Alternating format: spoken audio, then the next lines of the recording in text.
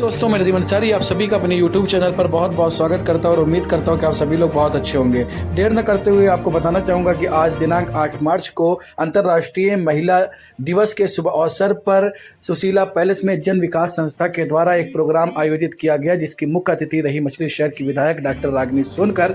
सभा में पहुँचकर सभा को किया संबोधित।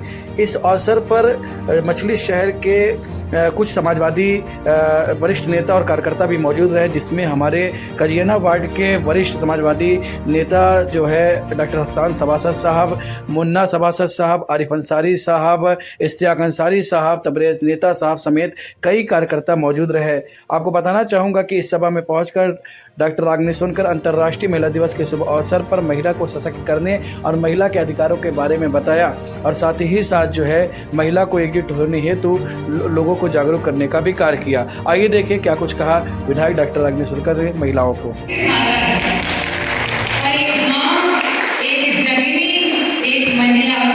किसी भी एक नए जो बच्चा जन्म लेता है उसकी सबसे पहली गुरु होती है, जो उसे संस्कार सिखाती है, जैसे जीवन जीना सिखाती है। पर आज के वर्तमान स्थिति में बहुत हर्ष महसूस होता है कि महिलाएं आगे बढ़ रही हैं। ग्रामीण अंचल की महिलाएं जो है वो सशक्त होकर के आगे बढ़ रही हैं, लेकिन जो कहीं दबी, कहीं पीछे, कहीं सहमी, कहीं डरी, कहीं आड़ में है, तो उसमें भी कहीं ना कहीं कारण कमी है। अगर हम दहेज प्रथा की बात करें, अगर हम बात करें भ्रूण हत्या की, हम चाहते हैं कि अरे बेटी हो गई अब तो दहेज देना पड़ेगा, अरे बेटी हो गई हमारा वंश कौन चलाएगा। आप ये भी तो सोचो कि जो ये बेटा है अगर वो बहू नहीं ला पाएगा तो आपका वंश कहाँ से चलेगा, और वो बहू भी किसी की बेटी है और वो आपके घर पे आती है।